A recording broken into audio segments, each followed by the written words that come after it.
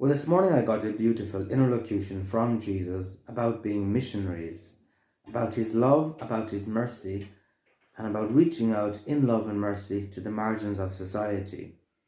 So here goes.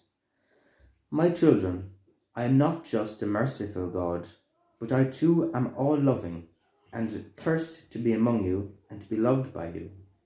Consider a group of homeless people who are starving.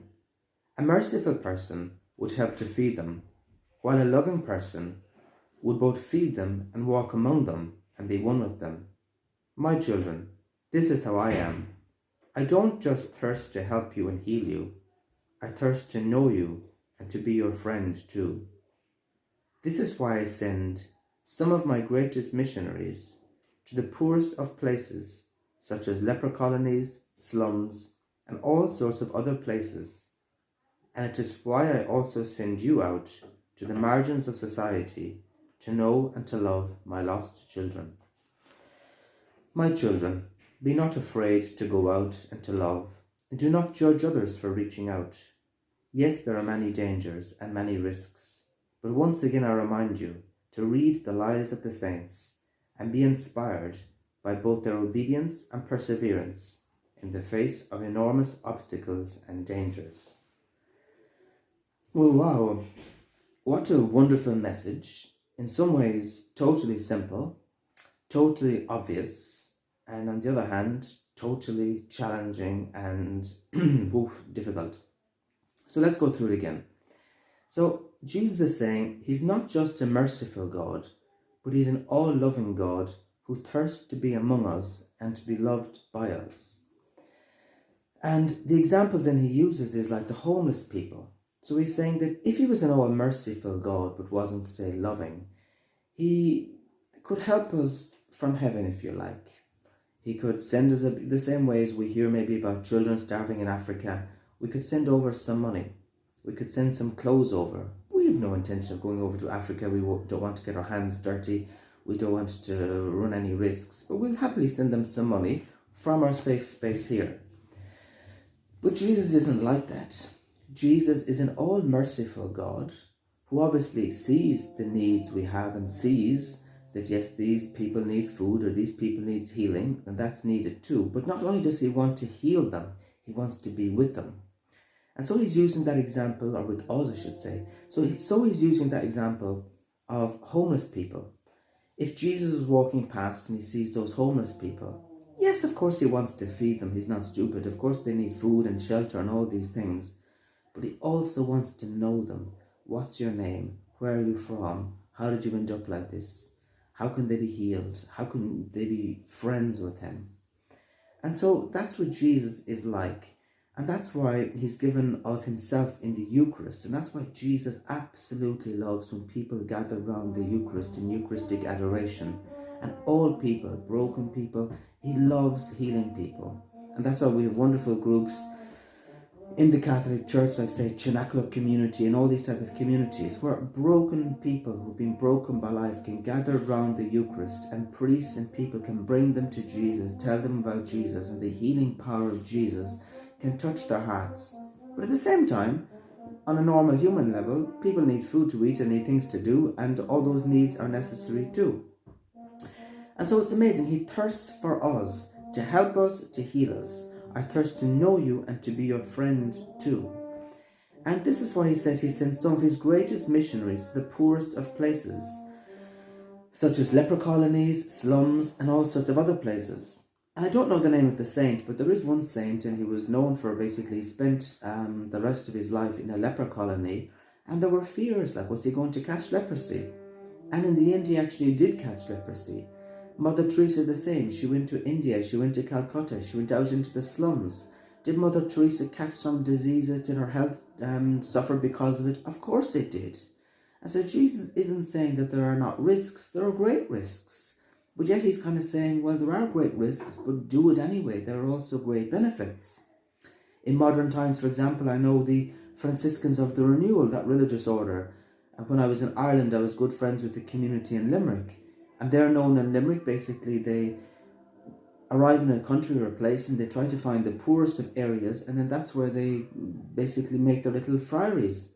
At the start, for example, in Ireland, they moved into a dangerous, a poor, run-down area in Limerick where there's a lot of drugs and a lot of problems.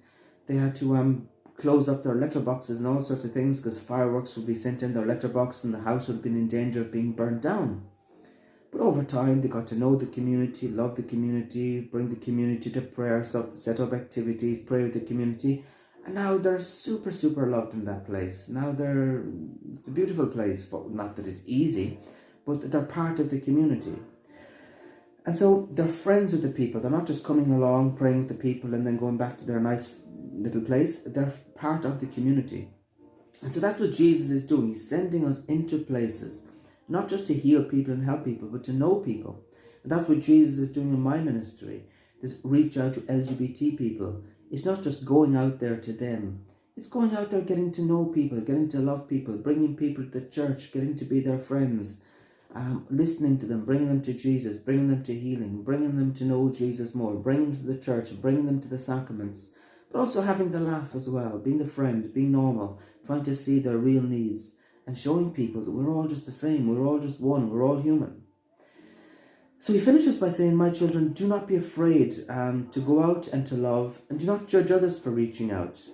So number one, he's saying, don't be afraid to do it yourself. But number two, he's saying, don't judge others, because it's easy to judge others saying, what's she doing going out there? She would know what to do. And him, do you see him going over there doing that? He's totally wasting his time. He could be saying a rosary in there instead of doing that. And you see her, she's not ready at all for that. She doesn't know what she's doing. And him, the fellow over there, sure, he hasn't a clue. Sure, only 5 years ago he was worse than them himself. He's a total hypocrite. Jesus is saying, don't fall into that trap. Don't judge others. We don't have to be perfect to help others. We don't have to be perfect, but Jesus will bless us. Jesus can use us, and its practice makes perfect. So at the end then he says, there are many dangers and many risks, but once again I remind you to read the lives of the saints and to be inspired by their obedience and perseverance in the face of enormous obstacles and dangers. So in other words, Jesus is not saying, if you go out tomorrow to help a certain group of marginalized people, I will put a cloak of protection around you. You won't break a fingernail. You won't even feel the cold if you're out in the winter. You won't feel anything. It'll be totally perfect. He's not saying that at all. He's saying if he calls you out to that ministry, it will be difficult. It will be hard. There will be tears. There will be sleepless nights. There will be horrible experiences at times. You're going to feel like giving up. You're going to feel like throwing it all in. You're going to feel like you're wasting your time. The people you're helping will probably misunderstand you at times and throw it all back in your face. Other people in the church may misunderstand what you're doing and throw it all back in your face as well. He's saying that is all part of it, guys. But read the lives of the saints, be inspired by their perseverance and by their example. Keep on going, keep on forgiving, keep on loving, and over time the fruits will show and many souls will be saved. So look, this message today is a message for us all, and it's basically a message of the going out. We're used to, as Catholics, receiving a lot in the church, and that's wonderful. But now Jesus is asking us to go out to these places, meet people where they're at, bring his love, bring healing, bring explanation. Don't be afraid to pray for people for healing. You don't have to be in a church to pray for people for healing. You can pray for people in a coffee shop. You can pray for people in a pub. You can pray for people in a club. Jesus can heal them in all sorts of places. When we read the lives of the saints, and again when we read the Bible, Jesus healed people out in the streets as they were going about their daily lives. So it can be the same with us. We don't need to be in the church environment for the church of the grace to work through us. So on that note, let's be brave, let's be strong.